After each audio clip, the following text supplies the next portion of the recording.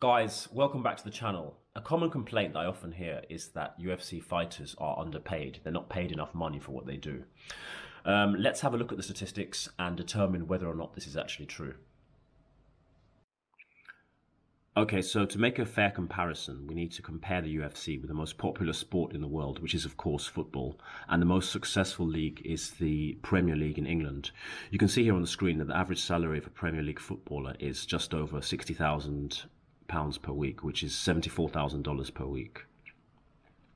They play one match per week, and you can see here that UFC fighters in the mid-tier range make between 80,000 to 250,000 per fight.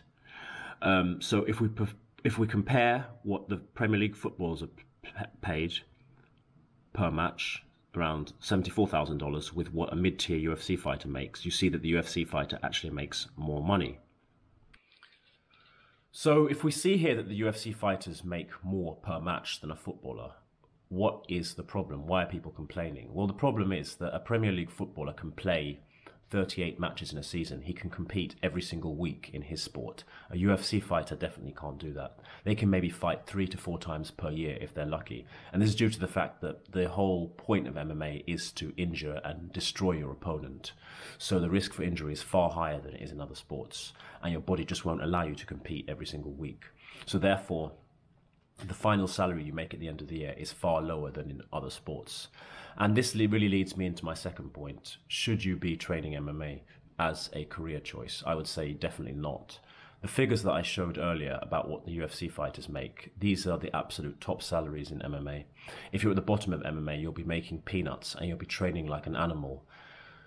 Exposing yourself to injury, you'll be sore all the time and basically not making anything. There's very little glory in the low levels of MMA and the risk is huge. There are people out there, for example, Kimbo Slice, Mike Perry. These kind of guys could not conceivably do anything else.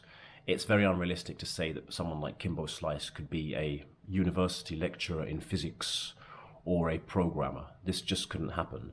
So for certain people, MMA or fighting is pretty much their only choice in life. If they hadn't become MMA fighters, they most likely would have been criminals. But for the rest of you that can potentially do something else, I suggest that you do just that, because MMA really isn't a good career choice for most people.